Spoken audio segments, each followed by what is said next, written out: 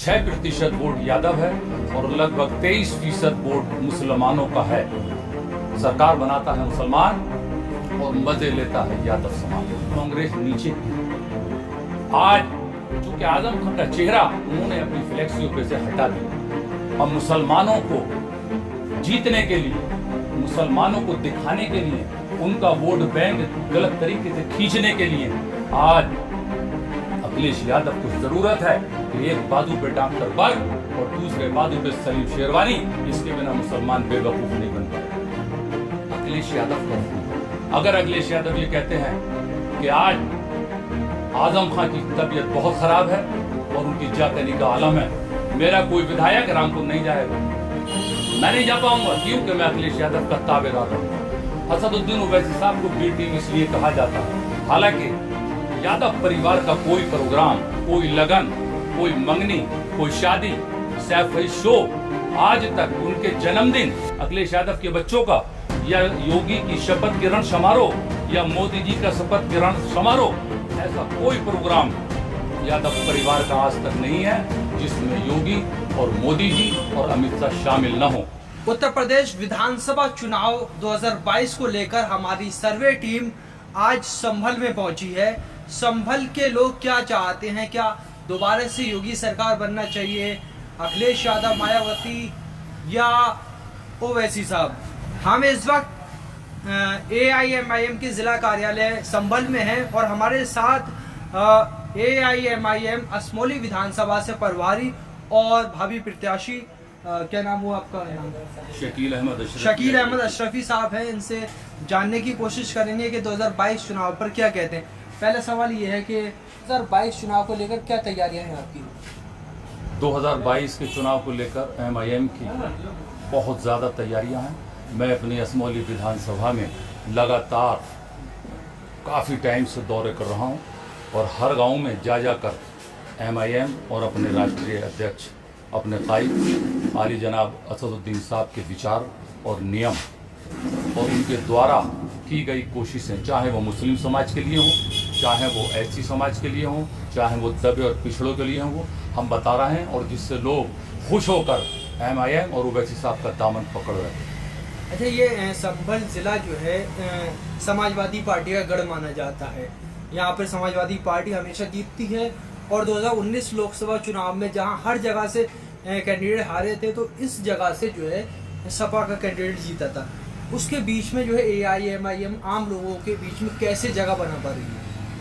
देखिए, ऐसा है, मुसलमान, पिछड़े और SC समाज के पास कोई विकल्प नहीं था। समाजवादी का गढ़ पहले था संभल, अब गढ़ नहीं है। पहले गढ़ रहा, अब गढ़ नहीं है, क्योंकि मुस्लिम समाज को जितना समाजवादी से धोखा मिला है शायद ही हिंदुस्तान में किसी पार्टी से मिला है। समाजवादी ने मुसलमानों के साथ बहुत बड़ा विश्वासघात किया है। 6% वोट यादव है और लगभग 23% वोट मुसलमानों का है। सरकार बनाता है मुसलमान और मजे लेता है यादव समाज। तो इसलिए अब मुसलमान समझ गया है और मुसलमान के पास असदुद्दीन बैरिस्टर साहब का चेहरा आ गया है। तो अब उनकी गलतियों और उनकी मक्कारियों को समझते हुए अब जो मुस्लिम समाज है और पिछड़ा समाज है वो MIM के साथ है। समाजवादी पार्टी तो कहते हैं हमने मुसलमानों के लिए बहुत काम किया है, उसके बावजूद आप कह रहे हैं कि उससे जो है मुसलमानों के लिए काम नहीं किया है। उन्होंने मुसलमानों के साथ कोई काम नहीं किया, बल्कि मुसलमानों को यूज किया है।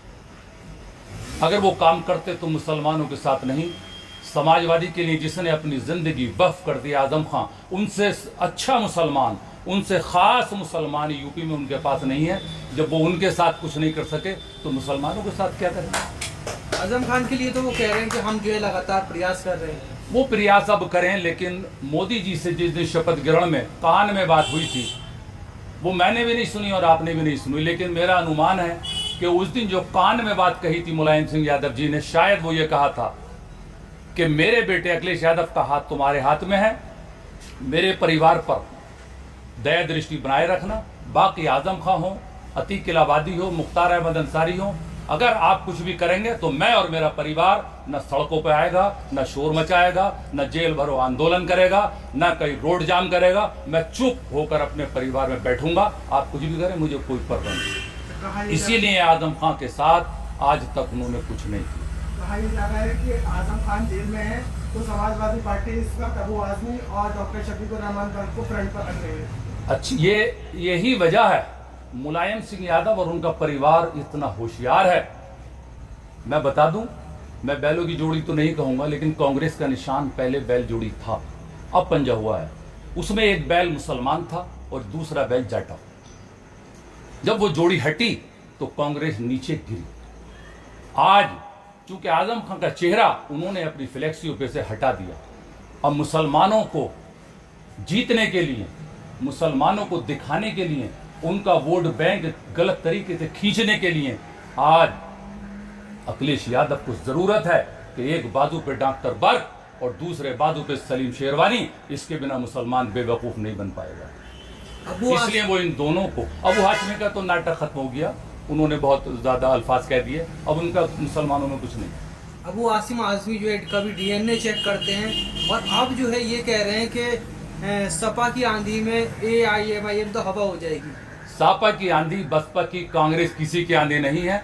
अब यूपी के अंदर जिसके साथ असदुद्दीन ओवैसी मेरा कायद होगा उसकी आंधी चलेगी और बाकी सबकी हवाएं बंद हो जाएंगी 2022 में। अच्छा, एक बात समझने की कोशिश करेंगे आपसे कि असदुद्दीन ओवैसी का किसी बीजेपी लीडर के साथ आज तक जो फोटो वायरल नहीं हुआ है, लेकिन स्मृति ईरानी के अलावा बाकी जो अखिलेश यादव हो या मायावती ने साथ में सरकार बनाई है, ममता भी साथ में रही है, उनको कभी बी टीम नहीं कहा जाता है, ओवैसी साहब को बी टीम कहा जाता है। उस पर आप क्या कहेंगे? देखिए, जो बी टीम का मामला है, मैं एक बात कहने के बाद आपको डिटेल से बता दूं बी टीम क्यों कहा जा रहा है। अगर असदुद्दीन ओवैसी साहब आज टिकटों को कहें तो अखिलेश यादव 50 टिकट सापा के असदुद्दीन ओवैसी साहब को दे देंगे कि ये आप बांट दे अपने लोगों को। मान लीजिए एक टिकट असौली से भी मुझे देते हैं असदुद्दीन ओवैसी साहब, लेकिन मैं साइकिल के निशान पर लड़ूंगा। और अगर कल ऐलान करेंगे अखिलेश यादव जी, मैं चाहता हूं कि अभी आजम खान बहुत दिनों जिए, क्योंकि वो भी हमारे कायद हैं, बहुत लंबी उम्र हो, लेकिन अगर मैं उनके दिए हुए निशान पर जीता असमौली से, लेकिन मैं ताबेदार अखिलेश यादव का रहूंगा।